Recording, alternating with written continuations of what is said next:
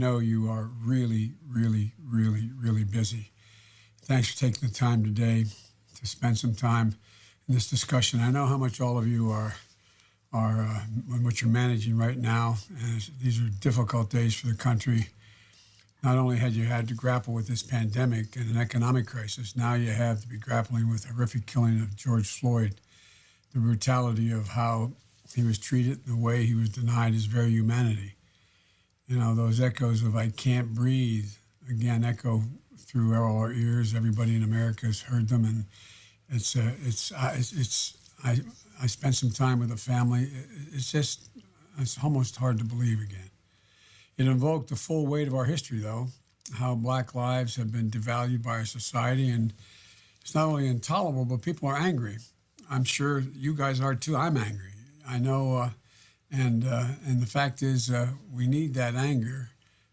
We need that to compel us to move forward. It helps us push through this pain and reach the other side to hopefully greater progress, equality, and inclusion, and opportunity in our country. But we're also seeing a justifiable public outrage and protests turned to acts of needless destruction in cities across the country, which are not justified. I think we all agree that the act of protesting should never be overshadowed by the reason we're protesting.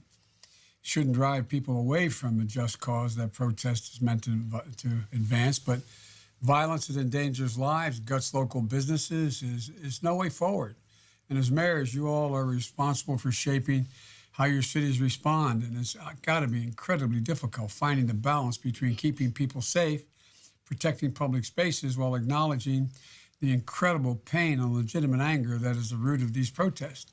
So yesterday I spent time walking around my city, which is much smaller than any one of yours, Wilmington, Delaware, to view the damage. Today I spent time at Reverend Beeman's church with 15 ministers and community leaders, and some young people are involved, and talking through, listening to what they think needs to be done, and to talk to people in the community, and basically listen, to be able to hear directly from them.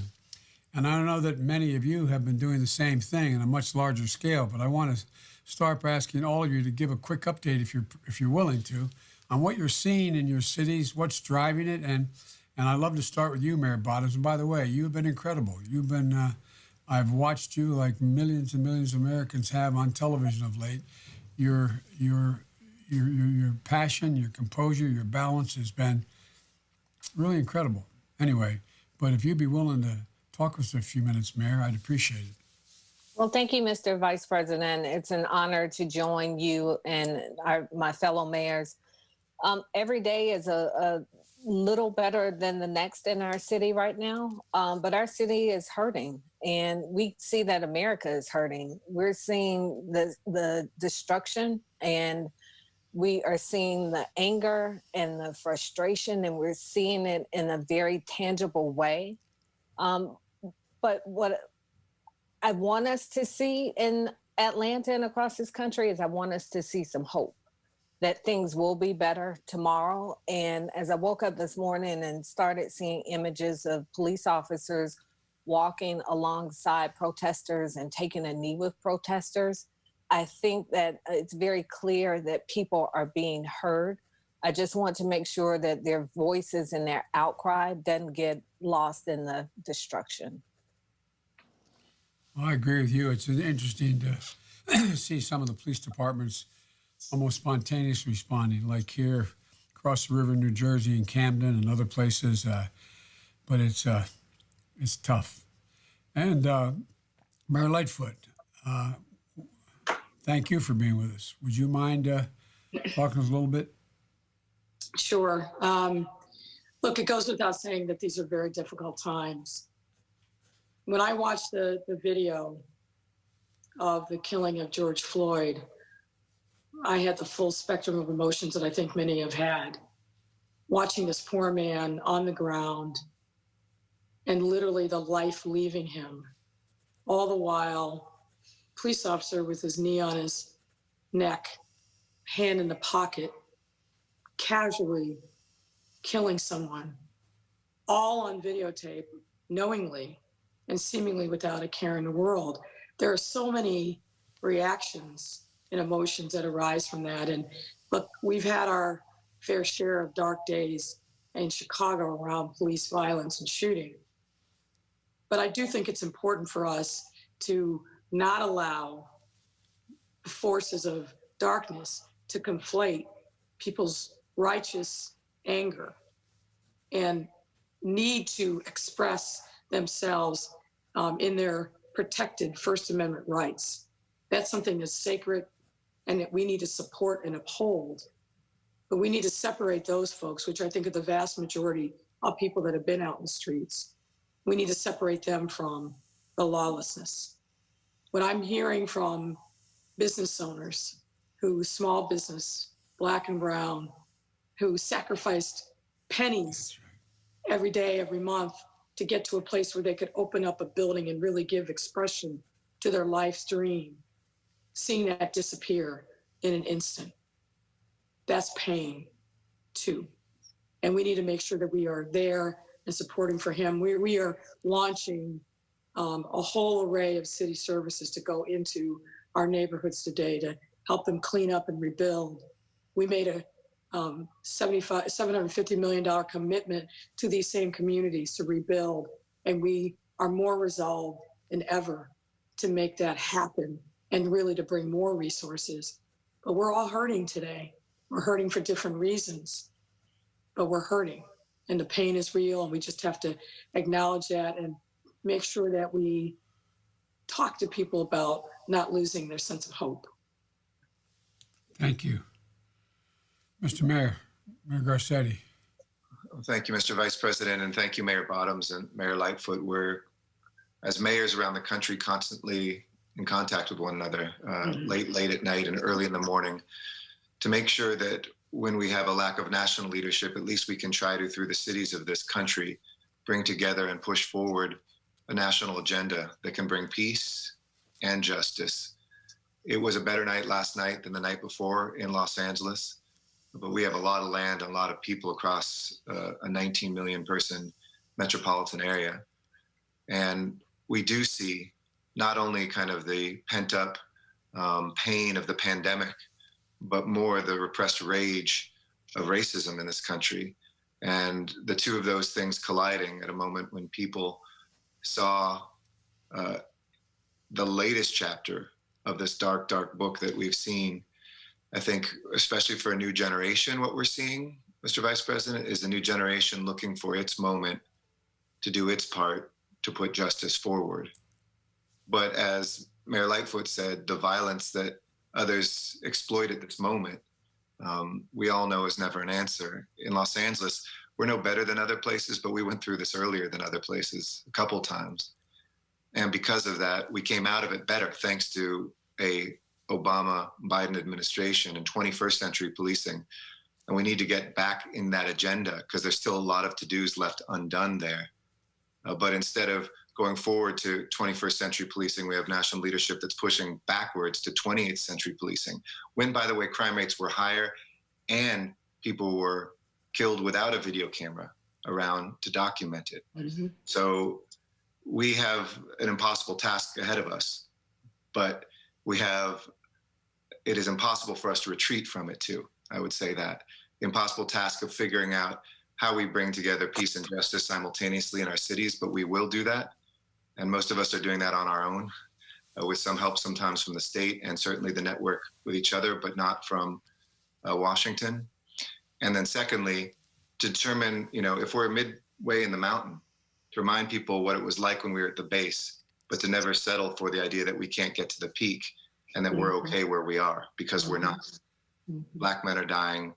You're more likely to be homeless in my city, sick in my city, underemployed in my city, undereducated in my city, if you're Black than if you're not. And the last thing I'll say, Mr. Vice President, is for a moment, we found common ground. I've never seen so many police chiefs speak out. I've never had so many conversations with police officers who were sickened. We had good cops and everyday citizens and young people and a nation that was united about what we saw and condemning it. And we can't let anything divide that moment, because that is the foundation of our next steps of reconciliation. Well, I noticed each of you emphasized the word hope. And What, you know, when talking to folks back east here, and just been through some of these, they asked me the question today down on the east side of Wilmington in an African American church about what reforms do we think are necessary? They're looking for, I think the way you said it, Eric, that, we're not at the base of the mountain. We got midway through the mountain. We can't decide that's enough. We got to get to the top of the mountain here. And there is still systemic racism, white supremacy. It's real. And you see it. I think we all see it but if you're African American, you see it even more clearly in almost every aspect of your life, whether it's maternal health care or whether it's access to a job or whether it's the value of the home you live in or how much insurance you pay for your automobile. And, but, my experience has been that when the best way to bear heavy weight of grief and suffering is to focus on purpose. So I get asked, and I'm sure you have as well, what are the reforms beyond the broad economic reforms? What are reforms, if any, within police departments we should be focusing on? When you talked about 21st century policing, Mayor, what are your police chiefs? What are your folks in your department saying to you about what we should be doing? Well, first of all, I'm happy to go. I think I've had a lot of conversations with my relatively new police chief, is David Brown. He was in Dallas at the time that there was a march against police violence, and unfortunately, a sniper hit and killed 5 police officers there. Yep. He's now here in Chicago. And I know from my own experience in police reform and accountability, what we've got to keep doing is making sure of 2 things. One is that we emphasize the training. The training is critical. That we do bring the community into that training, that we get officers to understand that the most precious and valuable and powerful tool is constitutional engagement with members of the community. Members need to be in the academy. They need to be in promotion classes. That's critically important. The other thing that I think we also can't lose sight of, Mr. Vice President, and Eric Garcetti really said it, the fact that we were uniform, police and community alike, in denouncing this officer who dishonored and besmirched his badge. It may not feel like it, but that is a big moment that we can't forget. It wouldn't have been that long ago when something like this happened anywhere where we would not have heard from the police. Universal condemnation from police officers, police chiefs, police unions, as well as the community. That to me is momentous. And I don't want to lose sight of that in the context of the pain that we're all feeling and unfortunately the lawlessness that we're seeing. And we are there because of the hard work of building authentic relationships between the police and the community. But we've got more to do, and we have to keep climbing that mountain. Keisha, I heard you talk about this a little on TV. What kind of conversations are you having with and your police officers having with one another and the community?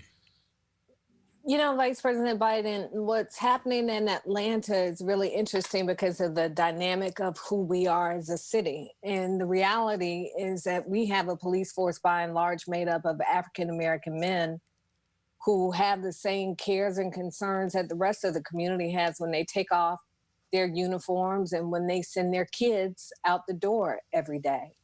And so it's an interesting dynamic watching our department try and navigate this while also trying to manage it. Yeah. So what we've been doing in Atlanta, I think, is something that really could be replicated as a national model. We have at-promise youth centers from our police foundation in several of our communities. And this is not your city-sponsored recreation center. This is sponsored by the police foundation in our city.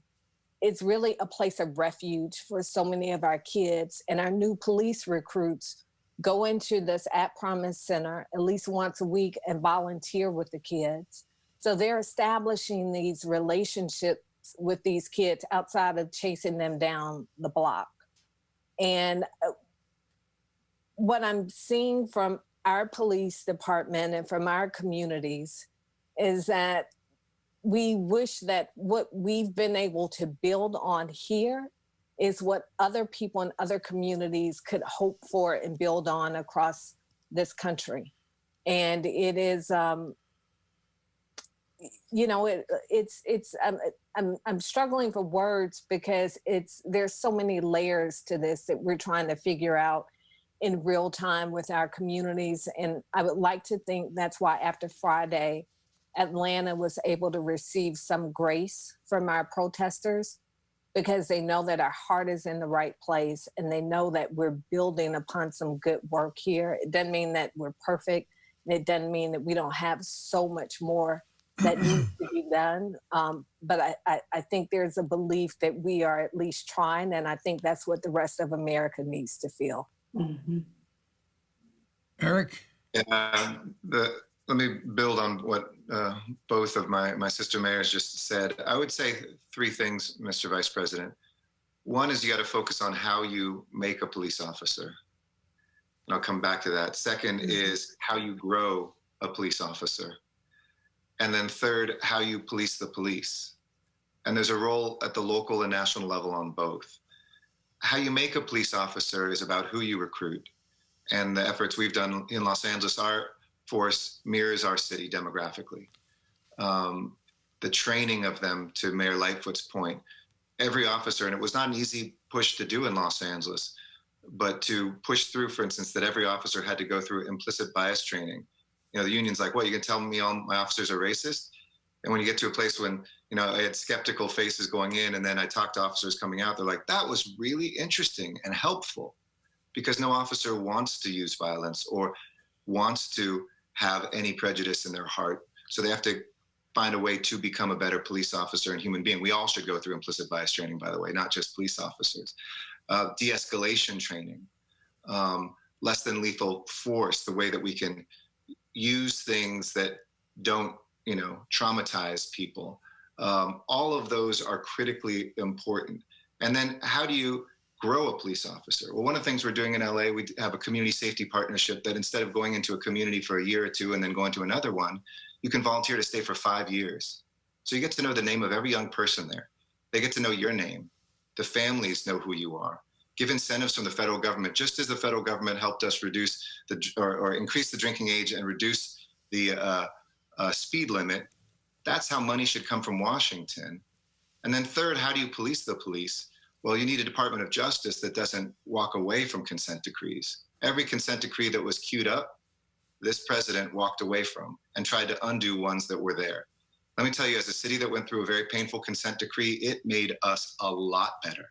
It was the hammer that we needed for the reformers inside our, back then, very different and often very racist from the very top down department, be able to make the necessary reforms. So I think those are three levels of investments and focus that we need everywhere.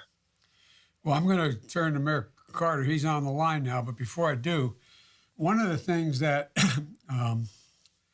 we found, and back in the days when I had another job in the United States Senate, is we were reorganizing the county police. We're like a miniature Illinois, Mayor Lightfoot. Our largest county has about 65% of the state's population. The city of Wilmington's inside that county. And the county police grew exponentially as the state grew.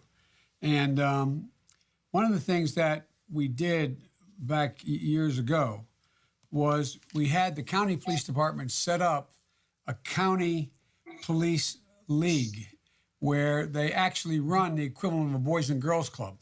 It's a big building in a place called Hockessin, has all these kinds of programs where they bring the kids in, many of whom are, quote, troubled kids. The kids are having some problems. And they engage them, get to know them. They involved in not just athletic leagues, but reading program, a whole range of whole thing.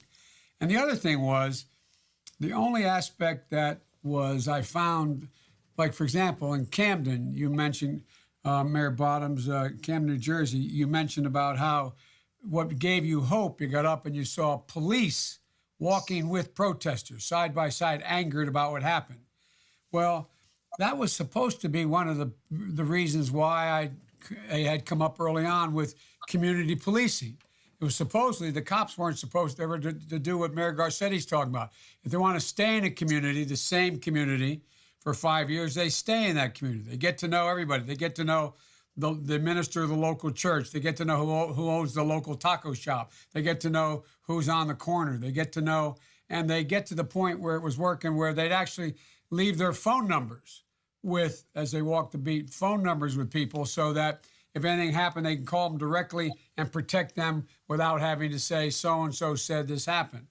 And one of the things, and I talked a little bit about this, I'm going to jump in and ask Mayor Carter here, but we talked yesterday, and we talked about how this whole idea of getting the police to know the community, to know the names. Hey, Deshaun, how are you? Or hey, George. I mean, that may be a pipe dream. I don't know, but are the kinds of things that we're talking? Is that possible? Mayor, you were talking about me up in St. Paul. Tell me a little bit about what you were doing. Vice President, thank you very much. And I'm sorry for being late getting on. We just finished our daily briefing with the governor and Mayor Fry, the mayor of Minneapolis, as well. No, that's not a pipe dream at all. That's very important. In fact, in many ways, Mr. Vice President, this phenomenon of having police officers who do not know our communities, of having police officers who come in from different communities and don't know our communities well, is a relatively new phenomenon as we have freeways and transit and different things to allow broader movements across broader areas. As I mentioned to you yesterday, my father's a retired police officer here in St. Paul. And, growing up, he patrolled the area I went to high school in. He patrolled the area we grew up in. He patrolled those areas. So when something would happen, we'd get calls at midnight of people somebody was in a standoff and would say, I want to turn myself in to Sergeant Carter. That's the type of community policing that we want. And I'll tell you, as we figure out kind of how we move forward from this moment, one of the things that we're learning from people is our residents are choosing. We had a couple thousand members in front of our Capitol. They marched on the freeway yesterday and had a very peaceful demonstration in partnership with our police officers. And one of the things that we're finding is our residents are very willing, if there's an avenue, to speak up and protest peacefully. What they're not willing to do is return to quiet. And so we're giving a call to peace, but not patience, to peace, but not quiet, to say we are going to work together to change these things together. Okay, I appreciate that. Well, one of the things that this is not about, anyway, we talked about also, and I know you all are tight in time, but, protesting is a natural American response to injustice, but burning down communities is not, and violence that endangers lives is not, and violence that guts and shutters businesses that serve the community is not. And you all are on the front lines, and what support and resources do you need from the federal government right now? Mayor Lightfoot, you talked about, and I think I wrote it down correctly, you talked about the city committing $750 million to rebuild. One of the things that the leader of the United States Senate, the Speaker of the House, and others have been pushing, is we've got to get back in the business of, because of the pandemic and because of the loss of significant resources you have, of funding the state's needs and the city's needs, Yes. because you got to balance your budget. When President Obama put me in charge of the $800+ billion Recovery Act for when we had the financial crisis, one of the biggest things I spent my time doing, literally on a daily basis, was talking to mayors and governors all over the country to make sure they had enough people in their fire departments. They didn't have to lay them off. To make sure they had enough first responders, to make sure they had enough school teachers, to make sure they were able to keep communities whole in terms of the infrastructure that they needed. And do you think we should be doing more I'm no longer there, but the federal government should be doing a lot more?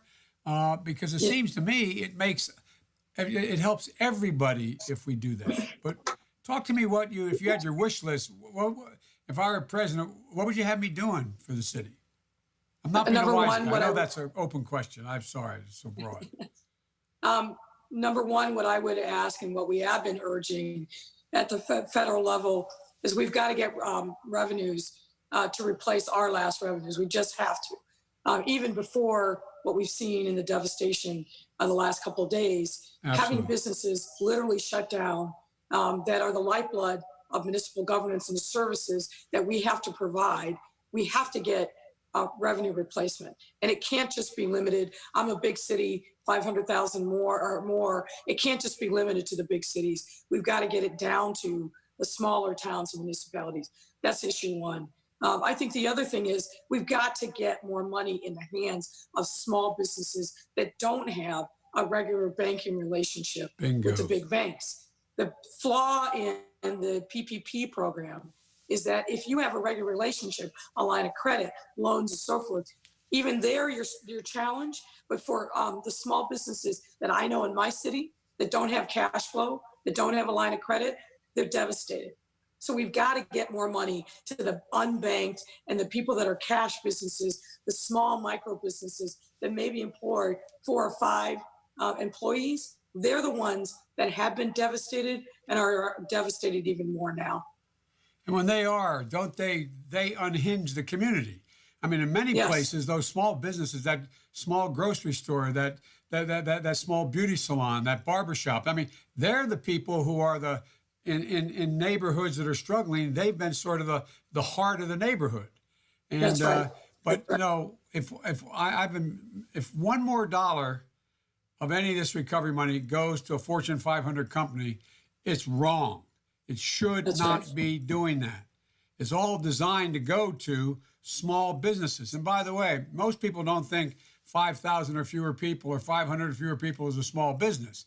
You know, they think a small business being 2, 5, 10, 20, 50 people. And and even 50 is a pretty big business. But when, you know, the House passed the bill providing for more of that stimulus. The distinguished senator, as we used to say in the Senate, the distinguished senator from Kentucky, the majority leader, says basically, let him eat cake, declare bankruptcy. I mean, this is bizarre. Anyway, anybody else, jump in about what you think the federal government should be doing now. Mr. Vice President, if I can be so bold, I would say one of the things that distinguishes St. Paul in this circle is that we are one of those cities below 500,000. We have about 315,000 people in our community. And, you know, we are not large enough to have received direct appropriation from the federal government in light of the COVID response, but we're large enough to have very significant expenses. We have spent over $7 million. A part of that has been emergency assistance for our residents and small businesses. Part of that has been fine and fee forgiveness, where we've discounted business licenses at the city. We've asked people who've had their car in impound, just come pick up your car for free. And we're trying to just provide whatever supports that we can. We've spent over $7 million. We're anticipating a significant amount of reductions, 5 to 10% reductions in all of our revenues across the board. It's catastrophic for us in terms of the ability to just maintain basic public services. And we still, to this point, I have to say again, have received no assistance from the federal government in terms of all of those general fund assistance, particularly right now when the world knows we've all had a significant number of businesses and commercial property destroyed in the last week in light of the tragic killing of Mr. George Floyd. We have a significant need to help our businesses, and all of those funds have been tapped to help our businesses through the economy that we've seen over the last couple of months. We need help. We need it like right away. And, you know, to hear the White House and the Senate majority saying that there's no rush on another stimulus package, that there's no rush on getting help to those Americans all over the country that are hurting right now is just insult to injury. That's right. Well said. Well said. Anybody else? Yeah, I'll just say, I mean, we need constructive resources immediately, and I'll echo what the other mayors have said.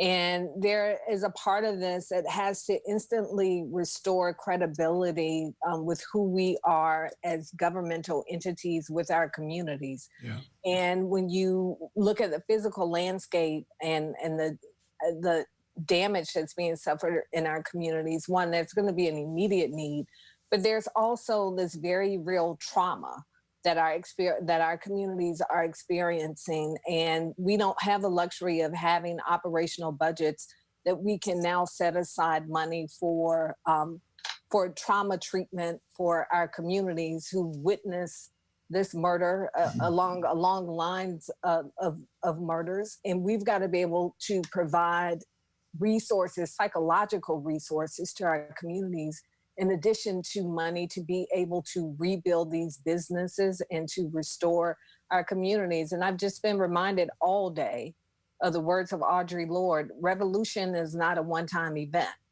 And so it's going to take not just what we need to do today and tomorrow to stabilize our communities, but they're going to have to be a series of things along down the line that we need to do. And we absolutely cannot do it alone. We are already suffering with COVID-19, and our budgets are being slashed almost in half because we don't have revenue resources coming in. And to see the president of the United States say that he's going to send the military into our communities, but hadn't mentioned sending a single dime of support into our communities, speaks to where we are in America.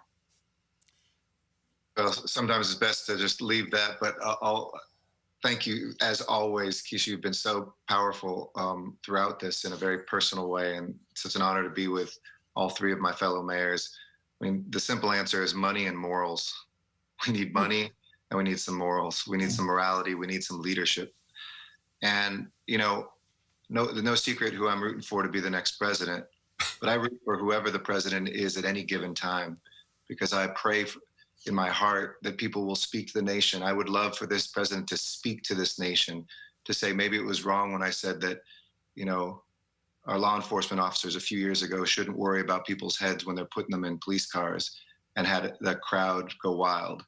That there is a consequence to when you begin to chip away and dismiss who people are as human beings. It results in a knee on someone's neck and the life being choked out of them. And that when we talk about money, this is not their money. This is our money that we are asking to come back to our communities, build community wealth. And I would second what Mayor Bottom said. Give us money to deal with the trauma that every child in America who is Black and of color feels. And they're taking on the trauma of past generations. We actually know how to do this. For those people say, why does somebody deserve money? Because when we all deal with our collective trauma, that is the only thing that heals us. I gotta tell you, we have programs called Gang Reduction Youth Development in Los Angeles, where we take formerly incarcerated individuals and they become the mentors to young people, and they become the bridges to law enforcement. And the trust that's established and the trauma that is erased, imagine a nation that would give grants for that across this country to set up peace and reconciliation centers in our cities. Those people on the front lines right now protesting would say somebody is listening to us finally. Well, I agree with all of you. Look, I think, and you and I have talked about this a little bit, Eric, I think that, I think my mother used to say, out of everything bad, something good will come if you look hard enough for it. And this has been a horrible, it's been a horrible several years, but it's been a horrible last 6 months. 100,000 people dead, more than that from the COVID pandemic. What's happening now as a consequence of what happened to George. I spoke with his family. His family was really impressive. It was a private conversation, but I have permission to talk about what they were looking for. They weren't looking for revenge. They were looking for justice, looking for finally saying this life mattered a great deal. And one of the things that I think that we are, like you all, every morning I have a brief with the docs, the national docs, talking about the COVID problem and the pandemic and so on. But one of the things that I've been working on for a long time, and you deal with it every day, and I got some of it from you guys, is the state of the nation in terms of its mental health. In terms of, I mean, we're going to need, Yes. there's an overwhelming need for mental health clinics. There's an overwhelming need for people to be able to reach out and get help.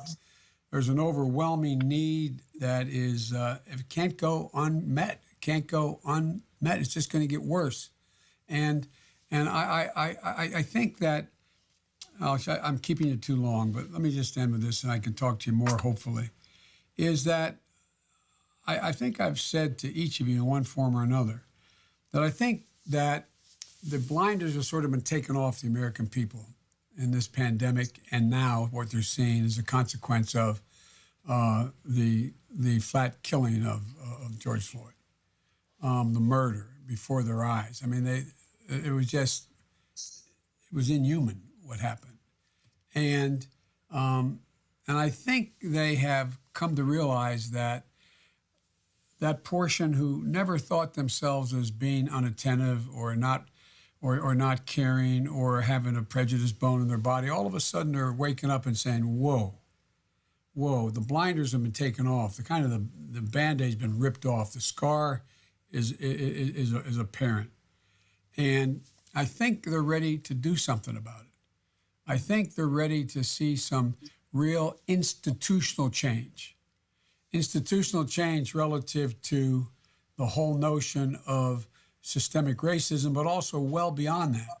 Institutional changes in terms of access to capital to start a business, making sure access to education, access to equal opportunity. I mean, I think they're ready in ways they didn't realize before because they're looking at who's been carrying the country on their back. The very people we're talking about. Those first responders, those people making $6, $7, $8 an hour, stacking groceries on the shelf, making sure we get food. Those nurses who put on black plastic bags, garbage bags over them because they couldn't get the protective equipment, and so on. I mean, and they've watched how I call it the Trump's corrupt recovery because look what's happening. 40% of all the money was intended to small businesses went to wealthy contributors, and not all contributors, but wealthy big business people. They don't need the money. Some of them are so embarrassed they turned it back, the money they got. It should be going to keep those mom and pop stores open, keep the Main Street stores open, keep people who in fact provide employment. They're keeping people on the payroll, small businesses, but it's not getting there. It's not getting there.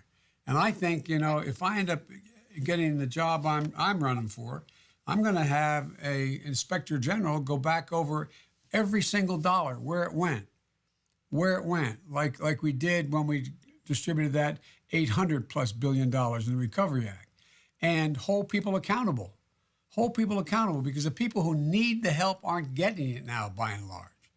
And we have to. I speak to a number of your Republican colleagues as well. They all believe, I shouldn't say all, 85% believe that the federal government has to step up and deal with money directly to state and localities to maintain their budgets, to maintain their essential services, and they have to do it now. And so I hope we collectively can keep the pressure up because I think that I don't think this can continue without the public across the board just rising up.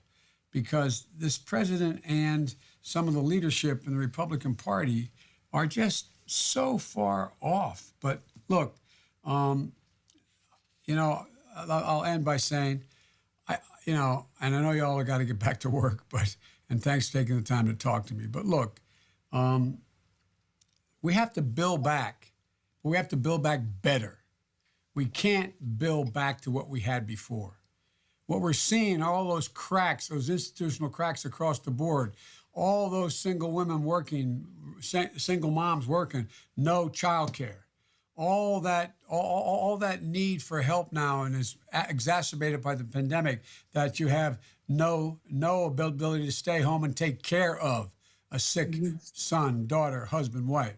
All those things that are that we need as basic elimination of just a floor for basic everybody having a sense of dignity, being able to take care of their family in terms of their health, being able to take care of their family in terms of education, being able to take, so there's a lot I think we can do.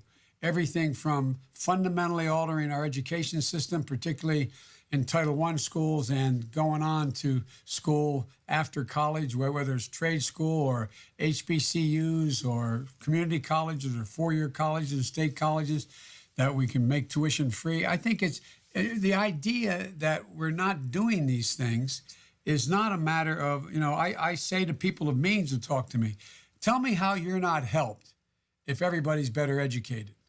Tell me how you're not helped if everybody has decent housing. Tell me how you're not helped if every kid has an opportunity to do something constructive after school. Tell me how you're not helped, etc. And so I really think that we can do a lot. I really, really believe it. And I think there's Democrats and a lot of independents and some Republicans are ready to do it. But if in fact I make it, you guys are in trouble because I'm going to need your help getting it done. But I really do believe it needs to be done. I think we can. I think this can be one of those moments. And I know that I'm viewed as a congenital optimist, but I really do believe it. I think we're at one of those places where, Eric always kids me because I'm always quoting Irish poets, but that famous line from the Irish poet who said, history teaches us not to hope on this side of the grave, but then once in a lifetime, that longed-for tidal wave of justice rises up and hope and history rhyme. I really do believe that I said the blinders have been taken off. I think this tidal wave is moving. They realize we got to do something big. We can do it, and everyone will benefit from it. At least that's what I continue. That old expression, hope springs eternal. And thank God we have the four of you because you're all really in there day to day in mortal combat trying to help your folks across the board. So thank you, thank you, thank you. Thank you. Thank you for your leadership. Oh, you guys are the ones in the front line leading. All right. Thanks, everybody. Sorry to keep us so long. I appreciate it. Strength and love, everybody. Thank you. Thank you.